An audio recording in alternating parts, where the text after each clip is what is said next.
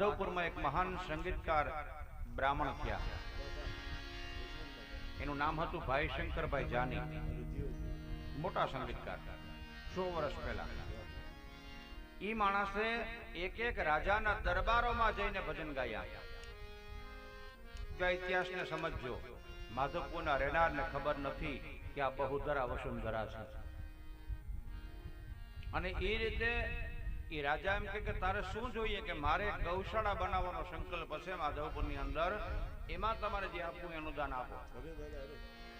અને ઈ ફંડ જયારે એકઠો કર્યો અને છેલ્લો એને પ્રોગ્રામ કર્યો પોરબંદરના મહારાજ નટવરસિંહ મહારાજના દરબારમાં, રાણા સાહેબ બાપુની. અને રાણા સાહેબ બાપુ એવા ખુશ થયા એના ભજનથી કે બોલ કવિરાજ તારે શું જોઈએ? અને ત્યારે એમ કહેવામાં આવે છે કે એને માગ્યું કે મારે બીજું કાંઈ નથી જોતું બાપુ, પણ મારે એક ગીર સંવર્ધનની ઉત્તમમાં ઉત્તમ શ્રેષ્ઠમાં શ્રેષ્ઠ ગૌશાળા બનાવવાની છે. અને ગૌશાળા મારે માધવપુરમાં બનાવવી. એટલે બાપુ મારે બીજું કાંઈ નથી જોતું, પણ મારી ગૌશાળાનું પાયાનું મુહૂર્ત કરવા માટે તમારે આવવું પડે, તમારે હાથે બનાવવું. અને જેઠવા કુલનો રાજવીઓ પોરબંદરનો મહારાજ નટવરસિંહ, જેને 25 વર્ષ રાજ કર્યું. એ રાજા કેવા હતા વિચાર તો કરો. હનુમાનનો વંશો, મકરધ્વજનો. અને એમ કહેવામાં આવે કે રાણા સાહેબ બાપુ 1924માં જયારે રાજગાદીએ બેઠા ને, તો પોરબંદરની ગાદીએ એ રાણો કોઈ દી બેઠો નથી. કદાચ તમને ખ્યાલ નહીં હોય. પોરબંદરની રાજગાદી ઉપર કોને બેસાડ્યા હતા? એ પોરબંદરની રાજગાદી ઉપર અહીંયા હનુમાનજીને બિરાજમાન કર્યા હતા. અને એનો સેવક બનીને અહીંયા આપણું રાજ કર્યું હતું. જેમ રામની પાદુકા રાખીને ભરતે અયોધ્યાનું 14 વર્ષ રાજ કર્યું ને, એમ નટવરસિંહ મહારાજાએ પોરબંદરની ગાદી ઉપર હનુમાનજીને બેસાડી એનો સેવક બનીને આપણું રાજ કર્યું હતું. અને ઈ રાણા સાહેબ બાપુ આજથી 94 વર્ષ પહેલા માધવપુરની અંદર ગૌશાળાનું મુહૂર્ત કરવા આવેલા. અને જ્યાં ગૌશાળા છે ને અત્યારે આપણી, એનું મુહૂર્ત રાણા સાહેબ બાપુને હાથે થયેલ છે. મારી પાસે 94 વર્ષ પહેલાનો ફોટો છે. અને ઈ વખતે રાણા સાહેબ બાપુ બેઠેલા છે અને આખા ગ્રામજનો અહીંયા બેઠા જ બધા. મસ્ત ફોટો જોવા જેવો છે, જૂનો, બ્લેક એન્ડ વ્હાઈટ.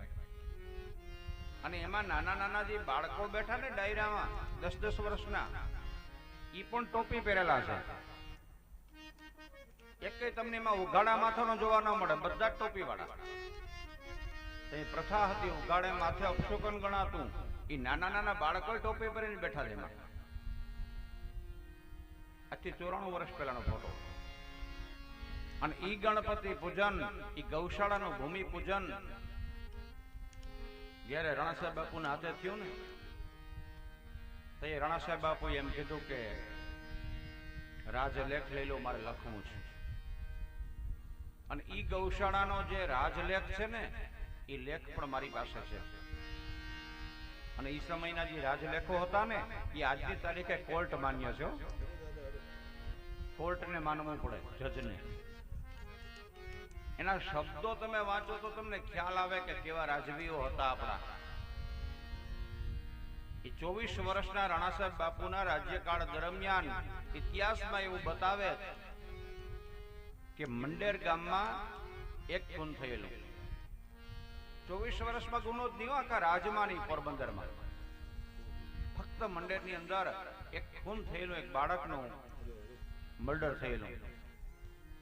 અને બીજે જ દિવસે તરત જ રાણા સાહેબ બાપુ આવ્યા મંડેરને જાપે, ગુનેગારને પકડ્યો અને બીજે જ દિવસે એને ફાંસી ચડાવી દીધો. 24 કલાકમાં ફાંસી. વિચાર તો કરી લો, આ 24 વર્ષમાં કોર્ટના અંત ન થતા થાકી જાય માણસ.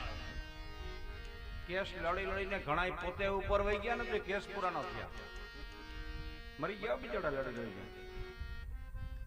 24 કલાકમાં ઈ રાજા અને ઈ ફાંસી ચડાવ્યા પછી અહીંયાના રાણા સાહેબ બાપુના એક શબ્દો તમે સાંભળજો. એ પોરબંદરનો મહારાજ રાણા સાહેબ બાપુ નટવરસિંહ મહારાજ બોલ્યા કે મારા રાજમાં ખૂન ન હોય કોઈ દી. આ ઘટના મારા 24 વર્ષના જીવનમાં એકવાર બને જ ને મને ઘા લાગ્યો મારા આત્માની અંદર. હે પ્રજાજનો સાંભળજો કે આજથી હવે હું એક પ્રતિજ્ઞા લાવું છું કે જ્યાં સુધી હું જીવું ને ત્યાં સુધી હું મંડળનું પાણી નહીં પીવું. અને એ માણસે નતું પીધું, જીવો ત્યાં સુધી નહીં. અને એનાથી વધીને એક બીજો ઇતિહાસ કહું તમને. એ ફાંસી ચડાવનારો જે અધિકારી હતો ને મંડળના જાપે, એ એક બ્રાહ્મણ અધિકારી હતો. પોતાની ફરજની રૂએ તો કામ કરવું જ પડે. એ મંડળને જાપે એને ફાંસીએ ચડાવ્યો, પણ એના મનમાં એમ થયું કે હું બ્રાહ્મણનું ખોડ્યું ને આને ચડાવ્યો, આનું પ્રાયશ્ચિત મારે શું કરવું? એટલે ફાંસી ચડાવવાના એને મહેનતાણાના જે રાજમાંથી રૂપિયા મળ્યા, એ રૂપિયાને ક્યાં વાપર્યા ખબર? માધવપુર માધવરાયના ચોકમાં. કદાચ તમને ખ્યાલ હોય તો એક ચણનો ઓટલો હતો આપણો. પટણા ગણપતિ મહોત્સવ કરી છાપરી બનાવી જ ને, અહીંયા ચણનો ઓટલો હતો. અને ચણના ઓટલાની આગળ એક લેખ હતો લખેલો. એ જે મંડેરમાં ફાંસી અપાણી ને એ જે મંતાણાને પૈસા મળ્યા, એ પૈસા અહીંયા માધવપુરના ચોકમાં કાયમને માટે ચણના ઓટલામાં વાપરી નાખ્યા. પક્ષીઓને ચણવાનો ઓટલો બનાવી દીધો, પોતે ન લીધો. અને એ જે ચણનો ઓટલો હતો ને, હવે લેખ તો અત્યારે તો હોય કે કોણ જાણે આ ડિવોલ્યુશનમાં ક્યાં ગયું હોય. કારણ કે આમાં જૂનું બધું આપણે કાઢતા જઈએ. રાણા સાહેબ બાપુનો જે લેખ છે ને, લેખ કોક દી હાથમાં આવે તો વાંચજો તમે. એમાં જે સિક્કો હતો ને, સિક્કો અત્યારે જે 3 સિંહોનો આવે છે ને આપણે લેટર પેડમાં, એ રાણા સાહેબ બાપુના રાજ્યમાં જે સિક્કો હતો ને, એ ઉડતા હનુમાનનો હતો. અને એ નિશાની માધવપુરમાં હવે એક જ જગ્યાએ રહે, આપણા તાલુકા શાળાના ગેટની ઉપર. હજી ઉડતા હનુમાન છે, એક જગ્યાએ રહી છે. હવે જો રહેવા દે તો મેં તો એ લોકોને કીધું કે આ પાડો હતો એ હનુમાનને તો મારે ક્યાંક બેસાડ દેવા જ મંદિરની બાજુમાં. અમારા રાણા સાહેબની છેલ્લી નિશાની છે આ. બાકી તો ધીરે ધીરે બધું લુપ્ત થતું જાય છે. અને ઉડતા હનુમાન છે ને, રાણા સાહેબ બાપુના એ લેટર પેડમાં સિક્કો લાગતો. ઉડતા હનુમાનમાં કઈ તાકાત છે એ તમને કહી દઉં કે દક્ષિણ મોઢે કોઈ મકાન ન બને. પૂર્વ પશ્ચિમ ને ઉત્તર આપણા મકાન બનાવીએ. દક્ષિણ છે રાક્ષસી દિશા છે, એટલે દક્ષિણમાં કોઈ દિવસ જોજો મકાન ન બને. એક જ બેસે આ મોઢે. પણ કદાચ તમારું ક્યાંય મકાન દક્ષિણ મોઢે હોય, તેને પાડવાની જરૂર નથી. દક્ષિણે મકાન હોય ને, તમારે જોઈ લેવું ઘરમાં ઉત્પાદ બહુ થાય, અસર બતાવો. પણ કદાચ કોઈનું દક્ષિણ મોઢે મકાન હોય ને, તો એક કામ કરજો, એ મકાનના મુખ્ય દ્વારની ઉપરના ભાગે ગમે ત્યાંથી એક લાદી લઈ આવી, ઉડતા હનુમાનની હાથમાં પર્વત લઈને ઉડતા હોય, એ લાદી તમે ફિટ કરી લેજો, એટલે દક્ષિણ દોષ તમારા મકાનનો નાબૂદ થઈ જશે. એ તાકાત છે રોગનું. અને ઈ રાણા સાહેબ બાપુનો મુદ્રા લેખ હતો. ઈ રાણા સાહેબ બાપુએ આજથી 94 વર્ષ પહેલા જયારે માધવપુરની ગૌશાળાનું જયારે ખાતમુહૂર્ત કર્યું, ત્યારે લેખ મગાવ્યો. મારી પાસે ઓરિજિનલ લેખ છે. અને એમાં અહીંયા શબ્દો લખ્યા. જો જૂના લેખોમાં એક શબ્દ લખાતો, સૂર્ય ચંદ્ર દીવા કરો. શું કે જ્યાં સુધી સૂર્ય અને ચંદ્ર સાક્ષી પૂરે ત્યાં સુધીનો ભોગવટો હું લખી આપું. આ શબ્દનો અર્થ હતો. અને આજે એમાં લખ્યું છે કે માધવપુર ગામની અંદર આવા રતન સમાન સંગીતકાર એવા ભાઈ શંકર જાની, આવો ઊંચો વિચાર જેના મનમાં આવ્યો કે મારે ગીર ગૌશાળા બનાવવી, અને પાછો હેતુ કેવો કે એનું દૂધ છે ને એ ગામની અંદર નાના બાળકોને અને વૃદ્ધોને ને બીમારોને રાહત ભાવે મળે ને, એ હેતુથી આ બનાવીશ મારે ગીર સંવર્ધન. તો એ ગૌશાળાનું આજે મુહૂર્ત થાય છે ને, એટલે રાણા સાહેબ બાપુએ લેખમાં લખ્યું ને જાહેરે કર્યું કે આ ગૌશાળાને હું 75 વીઘા જમીન અને 1 લાખ રૂપિયા રોકડો દાનમાં લખીને આપું છું. તમે કલ્પના તો કરો, 94 વર્ષ પહેલા એ ગૌશાળાને એ પોરબંદરના રાજાએ લાખ રૂપિયા આપ્યો હતો. કેવડો હશે 94 વર્ષ પહેલા. અત્યારે તો આ નજર જ નાખે કે આ લઈ લેવું મંદિરનું કે ગૌશાળાનું હોય તો વાટ જોઈજો હાથમાં આવે તો. ઈ પ્રજા વત્સલ ગૌ બ્રાહ્મણ પ્રતિપાલ કહેવાતો રાજા.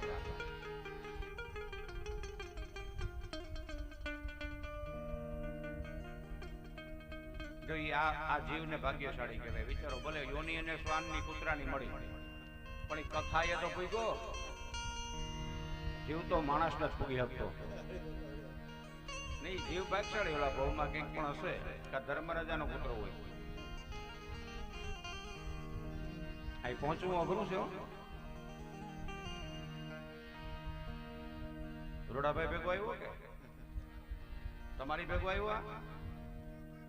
આ પણ તું મનુબાપાનો છેલો ને, એટલે આવે બે જા.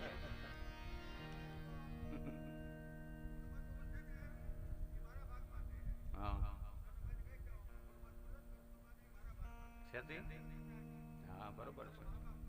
હા, મનુબાપાએ તને ચલમ પીતા શીખવાડો, મને ખ્યાલ છે. બે જાવ.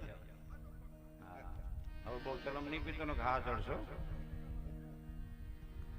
સુખદેવજી એમ કહે કે, અને ઈ રાણા સાહેબ બાપુએ લેખ લખ્યો. અને એક ગૌરવની વાત બીજી કહું તમને કે ઈ માધવપુરની માધવ ગૌશાળામાં પોરબંદર રાજના સ્ટેટમાં જેટલી ગૌશાળા હતી ને, અટાણે ગીર ગાયનું ઉપડ્યું ને, એ 94 વર્ષ પહેલા એનો વિચાર ગીર સંવર્ધન. અને જો ગીરનું સંવર્ધન થઈ શકતું હોય ને તો આ એકેય ગાય રખડે નહીં. અટાણેજી નંદી ને ગાયો રખડે જ ને, આપણે જોઈએ જ ને. એનું કારણ સંવર્ધનનો અભાવ. આજ સારામાં સારી તમે ગીરની એક વાછડી લેવા જાઓ ને તો 1 લાખથી નીચે નથી મળતી, અને સારી ગાય લેવા જાઓ ને તો 5 થી 15 લાખ રૂપિયા ભાવ છે. ઈ ન રખડો. આ સંવર્ધનના અભાવે આપણે શ્રેષ્ઠ ગૌ માતાને હલકી કક્ષામાં લઈ ગયા ને, એને કારણે આ રખડે છે. ગીતાજીમાં ભગવાને કીધેલું છે કે હંમેશા જગતમાં શ્રેષ્ઠ વસ્તુની જ કિંમત છે, ધ્યાન રાખજો. આજે સંવર્ધનના અભાવને ભૂલ્યા, એ ભાગવતમાં કીધેલા કૃષ્ણ પરમાત્માના સાયન્સને ભૂલ્યા, આપણે જોરદશા મોટામાં મોટી. એ સુખદેવજી એમ કહેવા માંડ્યા. અને ઈ નટવરસિંહ મહારાજાએ 75 વીઘા જમીન અને 1 લાખનું દાન આપ્યું. એનો શિલાલેખ છે, રાજમુદ્રાનો લેખ છે, ઉડતા હનુમાનનો. અને ઈ ગૌશાળાને પોરબંદર રાજની અંદર એક સમયે પહેલો નંબર મળ્યો હતો. ગૌશાળા કદાચ જૂનાને યાદ હશે, એમાં હિરલ ને એવી મોટી મોટી ગાયો હતી આપણી ગીર એક સમયે. અને પોરબંદર સ્ટેટમાં આખા રાજની અંદર માધવપુરની ગૌશાળાનો પહેલો નંબર આવ્યો હતો, ફર્સ્ટ નંબર.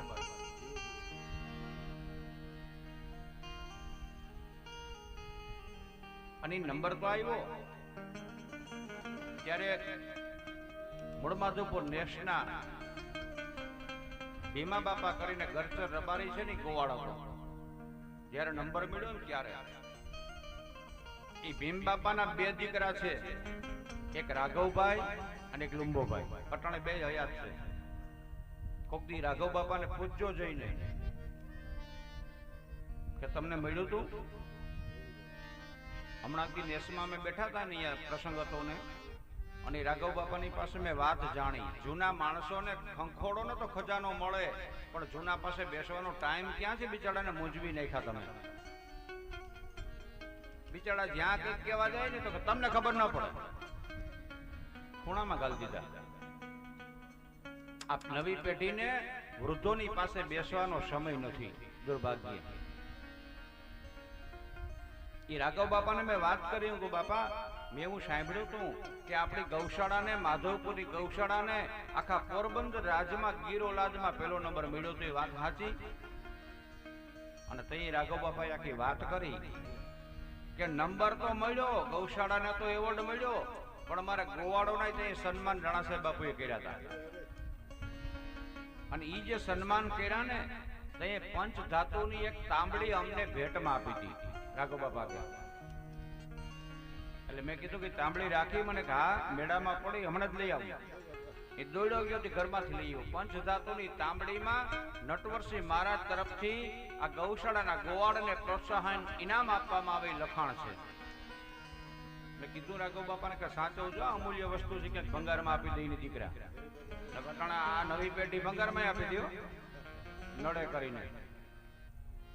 ઈ કાસાના બાણા તો કાઢ્યા, એલ્યુમિન ના વાપરવા માંડ્યા, એમાં જ આ કેન્સરો થયા. એક સમયે આપણે કાસાના બાણામાં જમતા, માટીના પાત્રોમાં જમતા, ઈ ગુણો તો. અને ઈ રાણા સાહેબ બાપુના આપેલા દાનની માધવ ગૌશાળા અને એનું ઇનામ આજની તારીખે મણુમાધુપુરના નેશમાં રાઘવભાઈ ને લુંભાભાઈ બેયના ઘરમાં એક એક તાંબડી પડી. આ ગૌરવ છે. સુખદેવજી કથાને આગળ કહેવા લાગ્યા છે.